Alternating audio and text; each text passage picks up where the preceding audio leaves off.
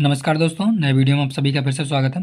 और आज हम लोग कवर करने वाले हैं जो दक्षिण अमेरिका है उसके बारे में डिटेल इन्फॉर्मेशन है।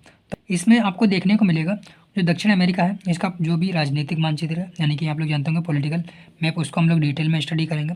कुछ इंपॉर्टेंट पॉइंट हो सकते थे, वो सारे के सारे हम लोग इसमें कवर करेंगे। जैसे कि आप लोगों को पता होगा दक्षिण अमेरिका में क्या है, विश्व की सबसे विशाल नदी जो कि आप लोग जानते हैं अमेजोन नदी है, तो दक्षिण अमेरिका में ही पाई जाती है। और सबसे लंबी जो पर्वत श्रृंखला है एंडीज पर्वत श्रृंखला, जो भी क्या है दक्षिण अमेरिका में ही पाई जाती है। ऐसे क्या सबसे ऊंची जो एक तरीके से झील है वो टिटिकाका झील है, वो भी क्या दक्षिण अफ्रीका में दक्षिण अमेरिका में ही पाई जाती है। तो इसी प्रकार के सारे इंपॉर्टेंट पॉइंट हैं वो हम लोग इस वीडियो में कवर करने वाले हैं। तो सबसे पहले हम लोग क्या करते हैं, जो राजनीतिक मानचित्र यानी कि जो भी देश वाला मानचित्र होता है उसको हम लोग डिटेल में पढ़ लेते हैं। उसके बाद में हम लोग क्या पढ़ेंगे, जिसका जो जियोग्राफिकल मैप होगा उसको भी डिटेल में पढ़ेंगे। तो इससे क्या होता है, आपको हर एक एग्जाम में 1 से 2 नंबर आपको देखने को मिल सकते हैं। तो इसलिए आप लोग क्या कीजिएगा, वीडियो को लास्ट तक देखिएगा और साथ ही साथ वीडियो को लाइक कर लीजिएगा और चैनल को सब्सक्राइब भी कर लीजिएगा। तो चलिए शुरू करते हैं। तो जैसे आपको यहाँ पे देखने को मिल रहा होगा कि जो दक्षिण अमेरिका है इसका आप लोग देखेंगे जो पूर्व वाले साइड में क्या मिलेगा आपको, अटलांटिक महासागर मिल जाएगा। यहाँ पे भी देख रहे हैं अटलांटिक महासागर, आप लोग जानते होंगे इसकी एस आकार की आकृति होती है। इधर आपको क्या मिलेगा, प्रशांत महासागर देखने को मिल जाएगा। नीचे आपको क्या मिल जाएगा, जो दक्षिणी महासागर या फिर अंटार्कटिक महासागर भी कहते हैं, उसे देखने को मिल सकता है। अभी बात की जाए जो दक्षिण अमेरिका है इसमें सबसे बड़ा देश कौन सा है, आप लोगों को देखने को मिल रहा होगा ब्राज़ील है, जो कि एक तरीके से कॉफ़ी उत्पादन के लिए विश्व प्रसिद्ध है। और जो दक्षिण अमेरिका है इसमें दो लैंड लॉक्ड देश होते हैं, जिससे कि हमारा जो बोलीविया है वो हमारा लैंड लॉक्ड देश है, और जिससे साथ ही साथ क्या पराग्वे। तो बोलीविया और पराग्वे ऐसे 2 देश हैं जो भूस्थल एक तरीके से आबद्ध वाले हैं, इसे हम भूस्थल आबद्ध या फिर लैंड लॉक्ड देश भी कहते हैं। अब एक एक करके हम लोग सारे के सारे देश हैं इनको कवर कर लेते हैं। जैसे कि हमारा ये ब्राज़ील पड़ता है, तो ब्राज़ील की राजधानी क्या है, ब्राज़ीलिया है। तो ब्राज़ील की राजधानी ब्राज़ीलिया हो गई। उसके बाद में इधर हमारा क्या आएगा, ब्राज़ील के बाद में हमारा आएगा गुआना। गुआना की राजधानी क्या हो जाएगी, जॉर्जटाउन हो जाएगी। गुआना, ये सूरीनामा, और सूरीनामा के पास में आपको मिलेगा फ्रेंच गुआना, यानी कि गुआना फ्रेंच गुआना पास पास में है, पर इसके बीच में क्या है, सूरीनामा। इधर क्या मिल जाएगा हमारा, वेनेजुला।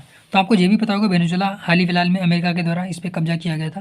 तो वेनेजुला आपको देखने को मिल जाएगा, जो कि विश्व का सबसे अधिक तेल एक तरीके से भंडार करने वाला रीजन भी पाया जाता है, मतलब कि तेल का सबसे अधिक भंडारण यहाँ पे पाया जाता है। कहाँ पे, वेनेजुला में।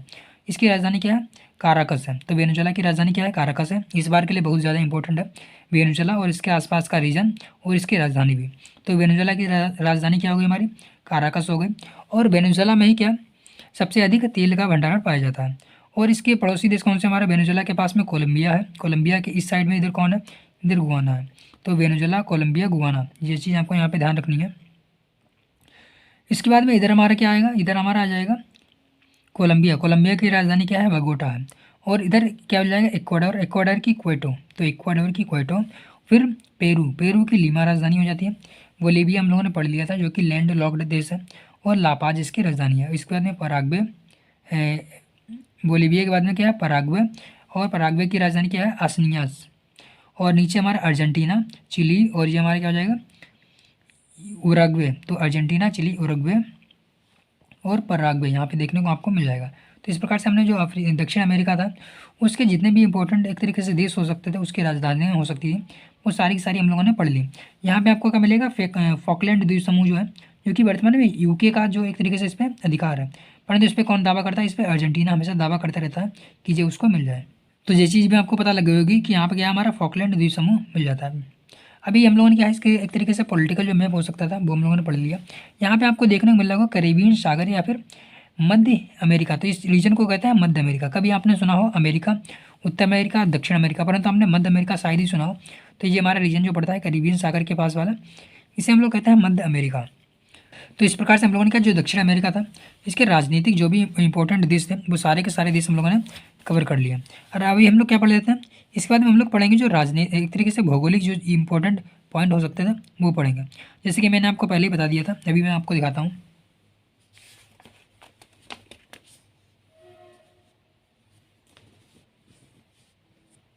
जैसा कि मैंने आपको पहले ही वीडियो में बताया था कि जो विश्व की सबसे लंबी एक तरीके से पर्वत श्रृंखला है वो कहाँ पड़ती है, हमारी दक्षिण अमेरिका में पड़ती है, जिसका नाम क्या है, एंडीज पर्वतमाला है। तो ये हमारा हो गया एंडीज पर्वतमाला। और इसमें भी आप लोगों को देखने को मिलेगा टिटिकाका झील, जो कि विश्व की सबसे ऊँची, मतलब कि सबसे ऊंचाई पर स्थित झील है, जो क्या है, टिटिकाका झील है। और यहाँ पे आपको देखने को मिलेगा एक तरीके से मुहावरा क्या है, अमेजोन नदी। यहाँ पे आपको देखने मिली कि अमेजोन नदी जो कि क्या है विश्व का, अमेजोन नदी क्या है विश्व की 20% जो खारा पानी, 20% जो मीठा पानी है वो अकेले क्या है अमेजोन नदी में ही पाया जाता है। तो ये चीज़ आपको समझ में आ गई होगी, जो विश्व का 20% जो पानी मीठा पानी होता है जो समुद्र में गिरता है नदियों के द्वारा, वो नदियों का 20% जो होता है अमेजोन नदी में ही पाया जाता है।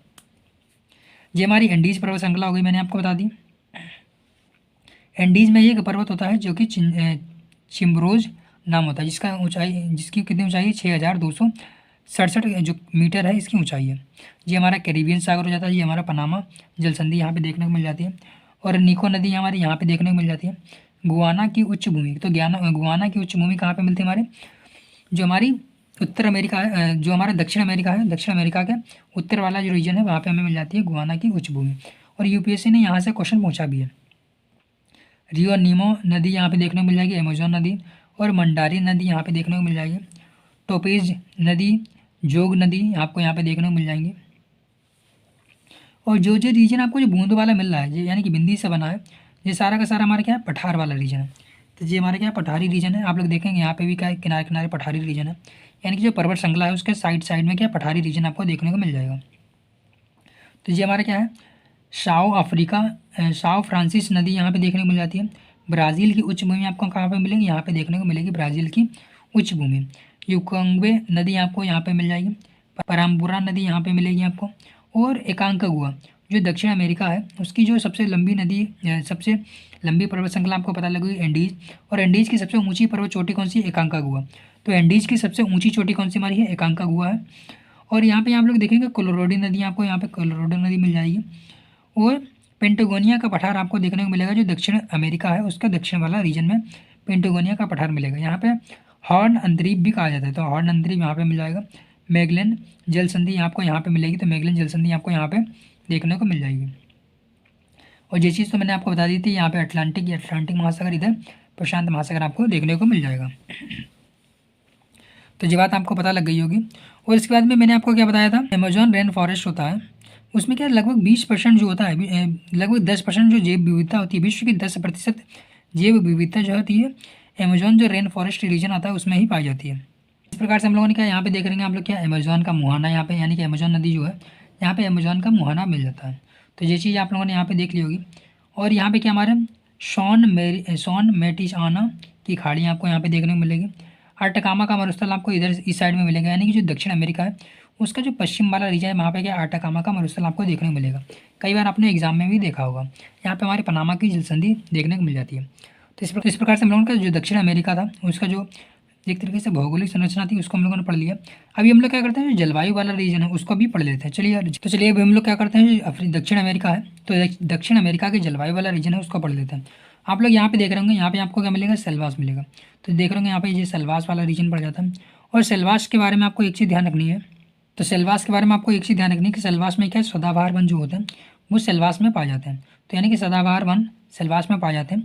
और सदाबहार वन होते हैं उनकी क्या खासियत होती है कि अमेजन बेसिन में यहाँ क्या पूरे वर्ष अधिक तापमान रहता है तथा अधिक वर्षा होती है। सदाबहार वन पाए जाते हैं, यहाँ सेल्वास भी कहा जाता है, यानी कि सदाबहार वन को ही सेल्वास कहा जाता है। तो ये बात आपको पता लग गई होगी। आगे आता है उष्ण कटिबंधीय घास के मैदान। तो उष्ण कटिबंधीय घास के मैदान देख रहे यहाँ पे जो है इसे हम लोग क्या कहते हैं, इसे हम लोग कहते हैं कैंपोज। तो इसे हम लोग क्या कहते हैं जो दक्षिण अमेरिका है उसमें कैंपोज कहते हैं। तो उष्ण कटिबंधीय घास के मैदान यानी कि कैंपोज कहते हैं। ये घास के मैदान अमेजोन बेसिन, तो ये हमारा क्या है अमेजोन नदी है, यहाँ पे अमेजोन का बेसिन होता है में होते हैं। इसमें क्या ब्राज़ील, अर्जेंटीना, बोलीविया क्षेत्र आते हैं। इसे सवाना तथा पंपास भी कहते हैं। तो इसे हम क्या कहते हैं सवाना और पंपास भी कहते हैं। हम लोगों ने यहाँ पे क्या पढ़ा कैंपोज, तो यानी कि जो उष्ण कटिबंधीय घास के मैदान होते हैं, जो उष्ण कटिबंधीय घास के मैदान होते हैं उसे हम लोग क्या कहते हैं कैंपास भी कहते हैं। तो उष्ण कटिबंधीय हमारे जो घास के मैदान होते हैं उसे हम क्या कहते हैं कैंपास कहते हैं। तो आपको यहाँ पे देखने को मिल जाएगा जो उष्ण कटिबंधीय घास के मैदान होते हैं, ये घास के मैदान अमेजोन बेसिन में उगते हैं। इसमें ब्राज़ील, अर्जेंटीना और बोलीविया क्षेत्र आते हैं। तो जो हमारे उष्ण शीतोष्ण कटिबंधीय वन जो है आप लोग देखेंगे यहाँ पे पाए जाते हैं, जो कि ग्रान चाको वाला रीजन है उसको कहते हैं। तो उष्ण शीतोष्ण वन हमारे कहाँ पे हो जाएंगे, तो उष्ण शीतोष्ण वन आप लोग देख होंगे ये वन क्या है ये वन दक्षिणी तथा मध्य ब्राज़ील में और निको नदी के पास पाए जाते हैं। तो ये चीज़ आप लोगों ने यहाँ पे देख ली होगी। उसके बाद में हमारा आता है जो उष्ण कटिबंधीय उष्ण शीतोष्ण वन हम लोगों ने देख लिया।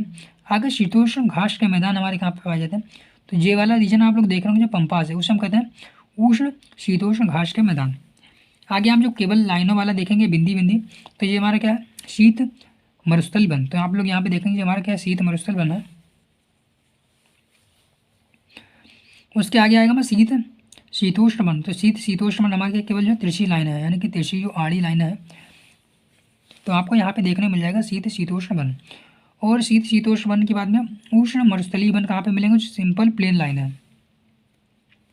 तो सिंपल प्लेन लाइनें आपको यहाँ पे देखने को मिलेंगी। तो उष्ण मरुस्थलीय वन आपको यहाँ पे देखने को मिल जाएगा। भूमध्य सागरी जैसा वाला रीजन, जैसे कि पहले ब्लैक था, इस बार भी ब्लैक हमारा देखने को यहाँ पे मिल जाएगा। और पर्वतीय वन तो आपको पता लग गया होगा, जो एंडीज पर्वतमाला है, तो एंडीज पर्वतमाला के जो पर्वतीय वन पाए जाते हैं। तो इस प्रकार से हम लोगों ने क्या, जो दक्षिण अमेरिका हो सकता था, उसके बारे में हम लोगों ने डिटेल में पढ़ लिया। बाकी आप लोग वीडियो को लाइक कर लीजिएगा और चैनल को सब्सक्राइब भी कर लीजिएगा। तो चलिए मिलते हैं फिर नेक्स्ट वीडियो में।